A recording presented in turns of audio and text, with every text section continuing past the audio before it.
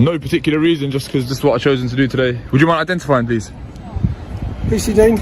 Okay. Card number 17920. Thank you. And yourself? Okay. Why are you lot all coming out like this? You're making me feel nervous. Because when people start filming outside of our police station, it tends to alert red flags. Okay? For what reason? Mainly for terrorism. I'm not saying you are. When an officer throws out a line like "people usually film police stations for terrorism," it's not just a harmless comment. It's a tactical move. That kind of phrasing quietly injects suspicion into the situation without making a direct accusation.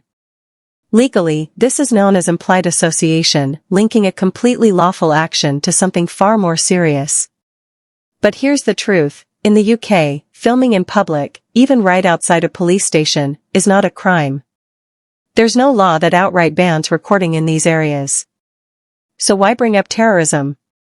Because the word itself is a pressure tool. It shifts the tone, intimidates the person with the camera, and can be used to justify pushing for a stop-and search under terrorism powers. In many cases, it's less about enforcing the law and more about creating leverage in the moment. Okay, but mainly because the majority of people come around, they like to film our cars, know what our registrations are, know what our police officers look like. What? Okay? Okay. No, obviously, just for getting in and out of the building safe and securely, so that in that way they can potentially perform a terrorist attack, okay, and have it all on recording. So that's why we come down and we like to check to make sure why they are. So you asked me to identify myself. Yeah, I'm not going to identify. No, no. Why is that? I'm not required to. I'm not committing any offence. You're not required to. You're not committing any offence. Yeah, absolutely. However, you are in a public place. Absolutely. Okay? Exactly. So under Section 50 of the Police Reform Act, okay, you could be required to identify yourself with name and address, or you could be arrested. Okay, if your behaviour is believed to be antisocial. So am I behaving antisocially? When the officer suddenly brings up Section 50 of the Police Reform Act 2002, it's important to understand what that actually means. Yes, Section 50 can allow police to demand your name and address, but only in very specific circumstances. They must genuinely believe you're engaged in antisocial behavior. And antisocial behavior isn't simply standing in public with a camera. It refers to actions that are likely to cause harassment, alarm, or distress to others. Filming on its own doesn't come close to meeting that threshold. Recording in public is completely lawful unless your behavior crosses into actually disturbing or threatening people.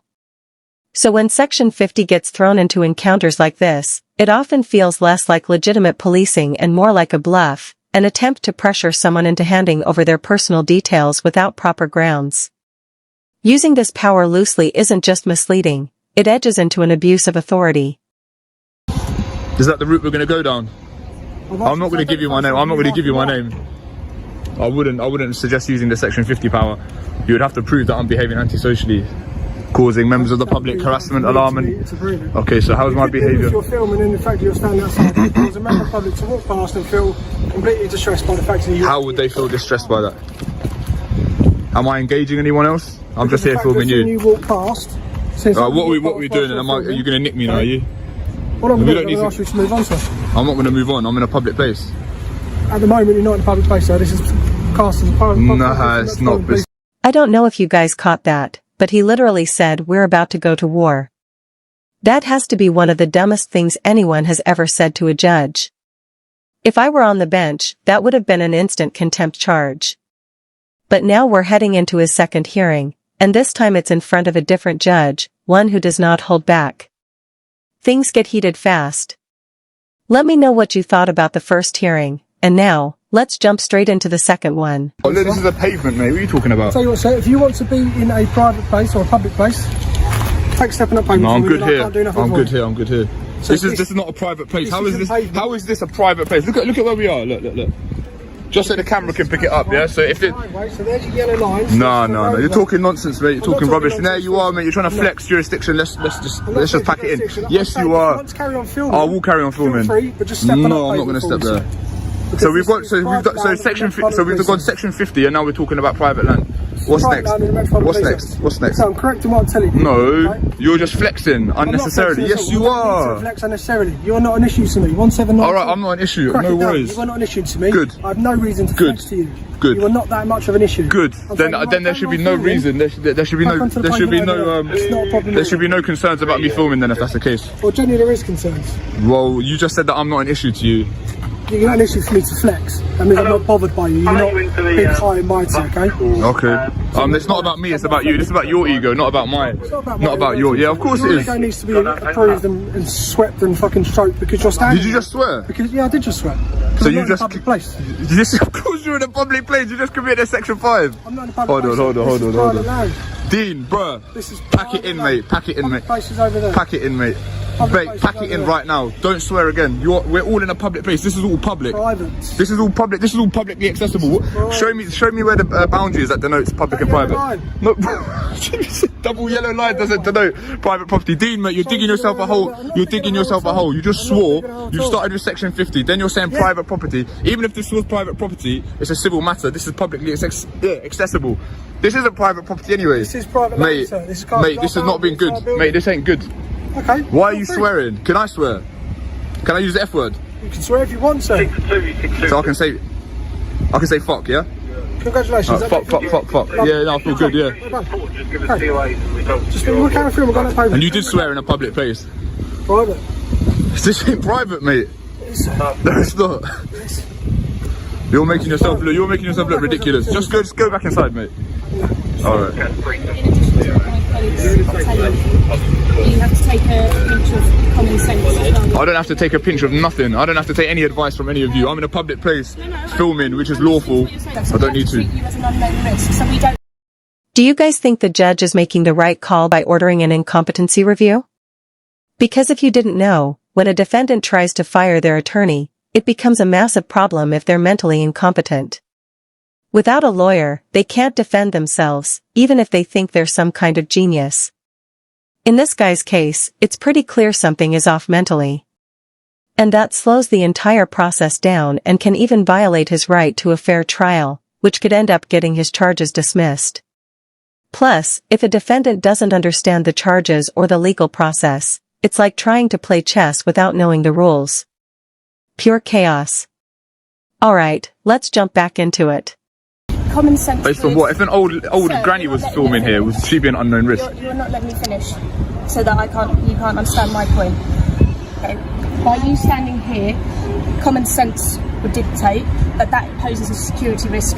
Why? Is the building not secure? Like, you lot are armed, like you've got a taser. Like, what sort of security risk is it? Standing here constantly, filming cars coming in and out. Marked cars that are paid for by the taxpayer. I've got every right to film them. Right next to where gate opens in and out. Like I said, you're an unknown risk. You've got a bag, we don't know what you've got on you. You could run in, you could have something on you that we don't know. Yeah, well, so that's why. I mean, there's lots of members of the public that have stuff on them that you don't know. I know, but they're not. Are they all unknown risks as well? Yeah, well, I can be here. Everyone's an unknown risk. Everyone's an unknown risk. We don't live in a police state where everyone's an unknown risk and you're constantly doing surveillance. What sort of you lot have been brainwashed or something? I'm just a member of the public. Chill out. We're not all unknown risks. What are they teaching you in training? Unknown risk. Is this a police state? Do you have to spy on each other? All like we all have to like snitch on each other? What's going on here? Like, what is going on here? We have to manage risk. So we always have to manage risk, and that's why we have to do unknown risk and known risk. So anything that we don't know is unknown to us, so we have to treat it with an element of caution. Okay. Yeah? That's fair to say, isn't it? That's a common sense approach to this. And because we don't know you, you've not identified yourself with us, we don't know the risks that you pose. Would you identify yourself? Yeah, I'm PC Cook, okay. 1654. Sure. Yeah? And I'm just talking to you like I would to anybody else. Alright. And that's the point I'm trying to impress to you today, sir, that's all. Okay, now what? Well, like my colleague said, because we don't know you, we don't know the risks, we are going to just ask you to move on to the public point. This is public here, I guarantee you 100% this is public here. But with your proximity. And even if it was private, this is publicly accessible. Look, just for some context, right? He's saying this yellow line denotes where it's public, where it's private. So how could this possibly be private property? Even, let's say, hypothetically, it was private property, yeah? Who owns this property? Does the Met Police own this property, or would they hypothetically lease the property? Owns this property. No, they don't. By Bexley Council. Okay, right, so who pays for the council? How's the council funded?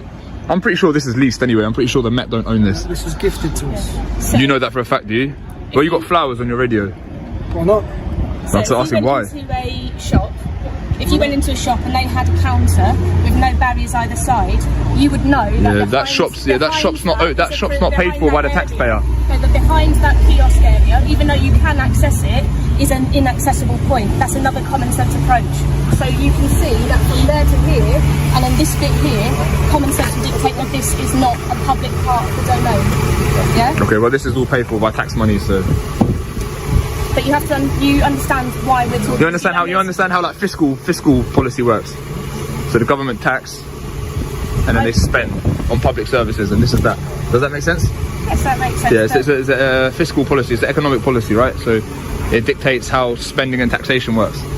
Okay, I'm not here for a lesson, I'm just trying to talk to you. Right. And I'm just trying to explain to you. As a person, from a person to a person, why we are managing the risk of somebody standing by the entrance that's constantly used to a police station. Okay, have I satisfied that I'm not a risk? Well, no, because we Alright, well how are you going to satisfy it then? Well, we're just... Just remember, everything I'm doing right now is perfectly legal, so just remember that. And it's not antisocial. Well, why did you backpedal on that? I didn't backpedal. Yeah, you did. But why are you not nicking me under section 50 then? Because I don't have reasons to. Okay. I'm trying to approach you with common sense. I don't like to unnecessarily criminalise people. Oh, thank you. Good, So, good. Me and my colleague have tried to appeal to your common sense nature, but clearly... Good, I'm happy that you're not criminalising people, that's good. You know of any officers doing stuff like that? Do I know of any officers unnecessary criminal? Yeah. Never heard of that. Right, good. Good. Why, how you know you swore in a public place as well? I didn't swear. Yeah, you did. I did not. If that has offended you, then I do apologise, but I did not swear in a public place. You did, you said the F word. I've got it on camera. I swore, but I'm not in a public place. Alright. If you say so. Okay. Are we done? Yeah, you go back your day. Alright, you're dismissed. You're dismissed. I'm almost certain this competency review is going to come back showing this guy is mentally ill. He's already stacked up a ton of felonies, and it honestly feels like it's just going to keep happening. Don't get me wrong, I'm all for second chances, but it seems like he's burned through an entire deck of them at this point. I still can't tell if he's genuinely mentally ill or just another sovereign citizen trying to act above the law. But the fact that he was caught messing with himself in public definitely makes me lean toward there being something seriously wrong. What do you guys think? Did the judges handle this the right way? Personally, I think they did everything they could. Maybe throwing him in contempt would have snapped him out of it, but who knows? Let me know your thoughts in the comments, and if you enjoy content like this, don't forget to like and subscribe. Thanks for watching, and take care.